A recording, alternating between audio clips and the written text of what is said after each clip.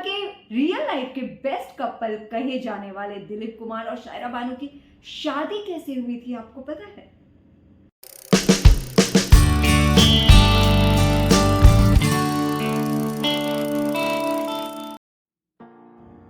दिलीप कुमार और शायरा बानो, जिनको साथ में देखकर हर कोई ये कहता है कि ऐसी जोड़ी आज के जमाने में कहां देखने को मिलती है।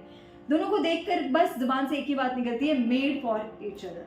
दिलीप साहब और शायरा बानो की जो जोड़ी रही है, वो पर्दे पर जो भी उन्होंने दिखाया हो कमाल, पर पर्दे के पीछे जो उनकी शख्सियत रही है, जो उनकी मेड फॉर ईच अदर वाली जो केमिस्ट्री रही है, वो सभी को पता है। पर आप जानते हैं कि शायरा जी दिलीप साहब से प्यार नहीं करती थी, बल्कि वो किसी और से बेहद प्यार करती थी।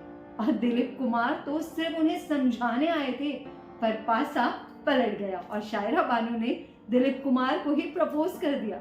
जी हाँ, ये बात उन दिनों की है जब दिलीप कुमार एक वेल सेटल्ड सुपरस्टार थे, जिनकी पर्दे पर ही उनकी एक शख्सियत नहीं थी, बल्कि पर्दे के पीछे भी लोग उनका बहुत सम्मान करते थे, बहुत इज्जत करते थे।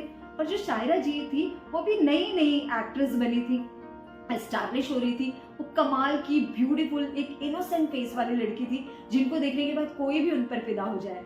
इसलिए उनके इस चेहरे पर फिदा हो गए थे राजेंद्र कुमार, यानी कि जुबली कुमार। नाम जुबली कुमार रखा गया था। राजेंद्र कुमार अपने आप में बहुत बड़े स्टार थे और उन्हें शायरा जी से प्यार हो गया था। और शायरा बानो, चूंकि राजेंद्र कुमार सुपरस्टार थी, शायरा बानो उनके फैन थी, उन्हें भी राजेंद्र कुमार से प्यार हो गया। पर राजेंद्र कुमार चूंकि ऑलरेडी पहले से शादीशुदा थे, जब ये बात शायरा जी को पता चली तो खैर वो तो प्यार में गुम थी, और कहते हैं ना कि प्यार जब होता है तो कुछ दिखाई नहीं देता। तो शायरा जी तो राजेंद्र कुमार से फिर भी शादी करने के लिए तैयार थी, पर शायरा जी की मम्मी को ये बात हजम नहीं हुई। वो इस शादी के खिलाफ थी।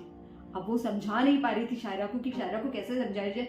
शायरा बानो बिल्कुल समझने के लिए तैयार नहीं थी। वो राजेंद्र कुमार से शादी करना चाहती थी किसी भी हाल में, सारी चीज़ों के खिलाफ जाकर। तब उनकी मम्मी को कुछ समझ में नहीं आ रहा था किससे बात करें, कैसे इन्हें समझाए। तब उन्हें एक ही नाम उनके जहन में आया, दिलीप कुमार। तब दिलीप कुमार और शायरा जी एक साथ किसी फिल्म की शूटिंग की भी बात चल रही थी, उनकी फिल्म साइन करने की। तब उन्होंने सोचा कि क्यों नहीं दिलीप साहब से बात की जाए। शायद दिलीप कुमार जो कि को स्टार हैं शायरा के, राजेंद्र कुमार के को स्टार हैं, वो राजेंद्र को भी समझाएंगे, वो शायरा को भी समझाएंगे, तो शायद बात बन जाए। वो दिलीप साहब के पास गए और उन्होंने दिलीप साहब से कहा कि शायरा जो है वो राजेंद्र से प्यार कर बैठी है। राजेंद्र कुमार जो कि ऑलरेडी शादीशुदा है, वो अपनी बीवी को छोड़ेंगे नहीं, बच्चे को छोड़ेंगे नहीं, तो कैसे शायरा से शादी करेंगे? और एक शादीशुदा इंसान की जिंदगी क्यों बर्बाद करना? शायरा को समझाइए, अभी उसकी उम्र क्या है। अब दिलीप साहब सारी बातें सुनते रहे। अब दिलीप कुमार तो खुद भी एक असमंजस में थे, क्योंकि वो खुद अभी मधुबाला की गम से उभरे ही थे। राजेंद्र कुमार उनके दोस्त, शायरा भी उनके को स्टार, तो क्या करते। फिर भी शायरा जी की माँ की बात उन्होंने मानी और उन्होंने कहा ठीक है, मैं अपनी तरफ से एक बार बात करूंगा। पहले वो राजेंद्र के पास गए, क्योंकि राजेंद्र खुद एक बहुत मैच्योर इंसान थे। उन्होंने उनकी बात को सुन तो लिया, पर आनाकानी कोई भी चीज़ नहीं की, बस वो सुनते रह गए। तब दिलीप कुमार को लगा कि शायद राजेंद्र फिर भी समझ जाए, शायरा को समझाना जरूरी है। तब वो शायरा के पास गए। उन्होंने शायरा को कहा कि शायरा, अभी ये नया तुम्हारा सफर शुरू हुआ है फिल्म का, फिल्म पर ध्यान दो। और फिर राजेंद्र कुमार तो खुद एक शादीशुदा है इंसान है, तो क्या सही होगा तुम्हारा ये फैसला? थोड़ा सोचो इस पर, मत करो ऐसा, आगे बढ़ो जिंदगी में। शायरा जी वहाँ चुपचाप, चुके वो दिलीप कुमार की बहुत इज्जत करती थी, इतने बड़े स्टार थे, फैन भी थी उनकी। तब शायरा जी की पता नहीं उनके माइंड में क्या चल रहा था, वो क्या सोच रही थी। उनकी जुबान से सिर्फ एक सेंटेंस निकला, अगर मैंने राजेंद्र का साथ छोड़ दिया तो क्या आप मेरा हाथ थामेंगे?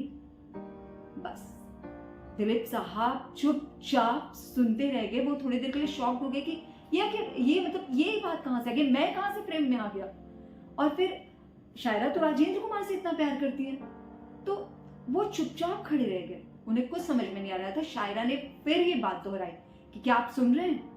क्या अगर मैंने राजेंद्र को छोड़ दिया तो क्या आप मेरा हाथ थामेंगे, आप मुझसे शादी करेंगे?